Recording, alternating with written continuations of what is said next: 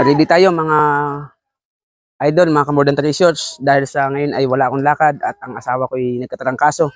Papasyal ko sila sa dagat, tubig. Sabi, gilid ko dyan, gilid. Upo na. Doon ka sa loob, Elizabeth. Listen. Okay na dito nga? Oh, kuha ka lang. Okay lang, yan. Tapos ay uling. Okay. So, uling natin ay yan. Okay. At siyempre, pinakahigit sa lahat ay magpipray tayo bago malis. Panginoon, ingatan niyo po kami sa aming patutunguhan, sa aming paliligo, ilayo sa anumang aksidente, maging kalakasan ng aming katawan. At kung gaano kami kalakas umalis, mas masya kami sa aming pag-uwi sa pangalan ng Diyos. Amen. Let's go! Saan tayo pupunta? To the sea. We will going to the sea.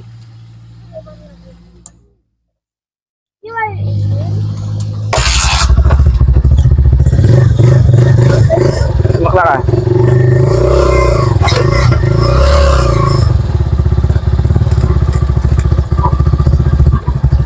Hi kayo. Hi, shout out. Hello.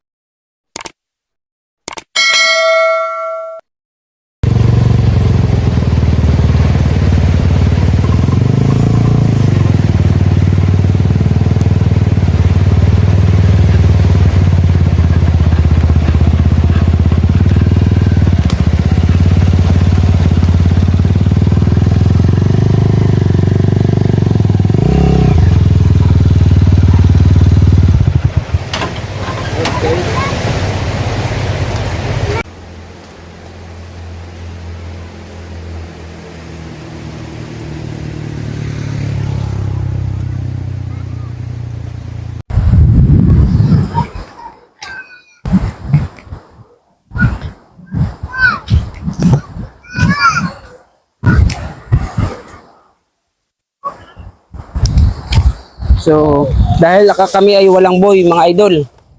Ang hirap talaga maging tatay. Lahat sa iyo. Ikaw nang nag-drive, ikaw pang maghahakot.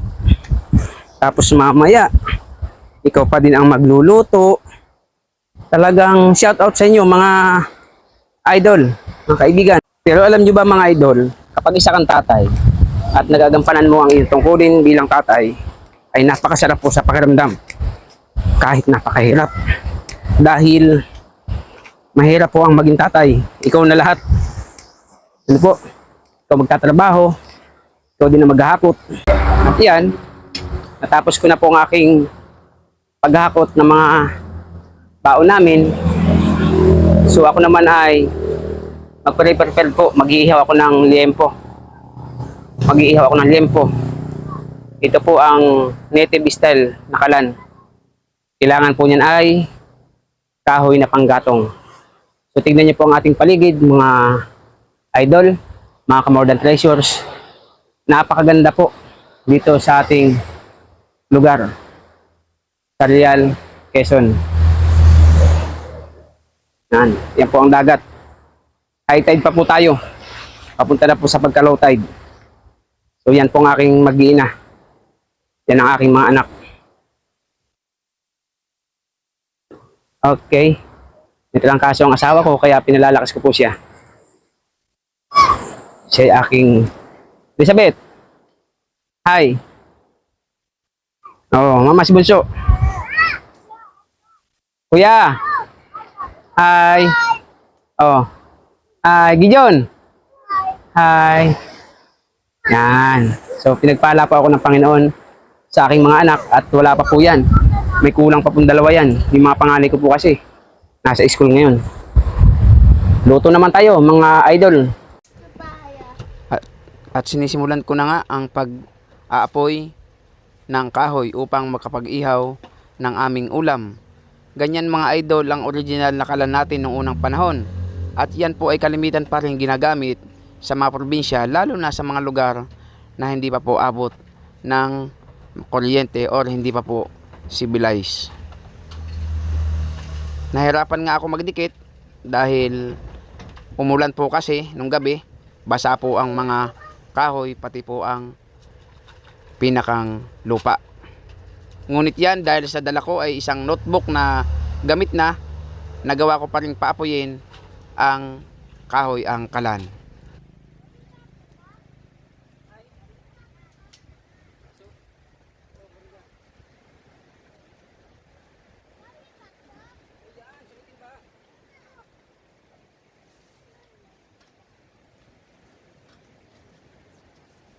At yan nga, nilalagyan ko na ng mga uling upang sa gayon, kapag nagbaga, ay pwede nang ihawin ang aming uulamin na pork chop.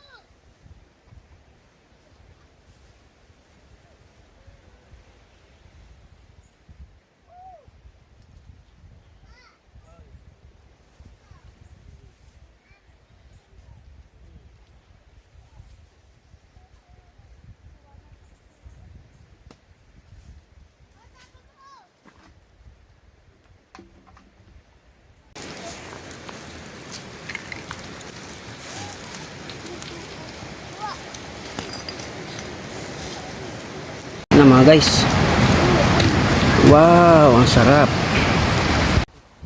At pagkatapos maluto, kumain muna kami bago maligo dahil mag-11 na nang kami ay dumating sa tabi ng dagat. Napakahalaga sa isang pamilya ang may family bonding dahil ito ang nagpapatibay sa samahan at relasyon ng isang pamilya.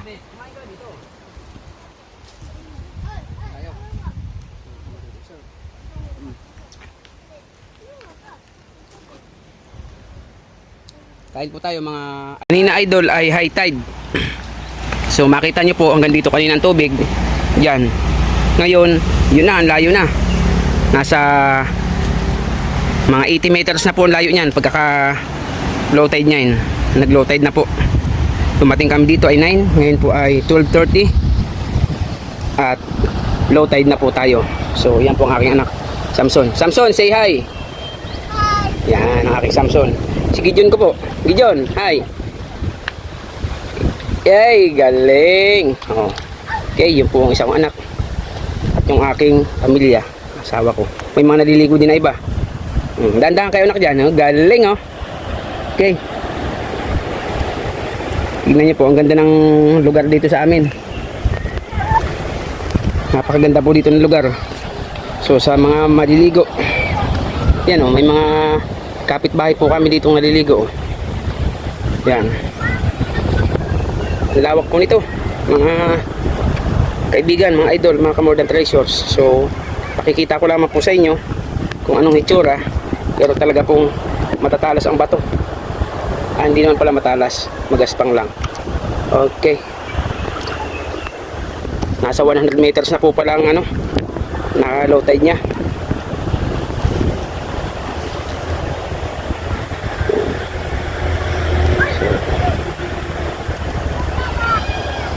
Ito po ay dinarayo ng mga bakasyonista tuwing summer.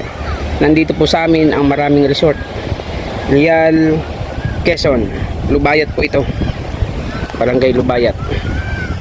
So ako po yung nakasakalahati ng low tide. Pero tignan nyo po, ang layo na nila ng aking mag-iina. Yan po ang aking mga anak. Okay, si Blessed, si Samson, Gideon, harap. Gideon, harap. Yan, Elizabeth. Si Elizabeth po yung panganay. Okay, so kayo na po ang humusga kung paano ko pinagpala ng Panginoon sa aking mga anak. Tignan niyo po. Elizabeth, tingin ka nga. Oh, yan. Ito po yung aking Blessed. Ngiti ka, ngiti. Eh, ganda. Oh, Samson. Okay. Oh, bati kayo. Hello po. Hello po! Galing. Sayaw, Gideon. Ayaw.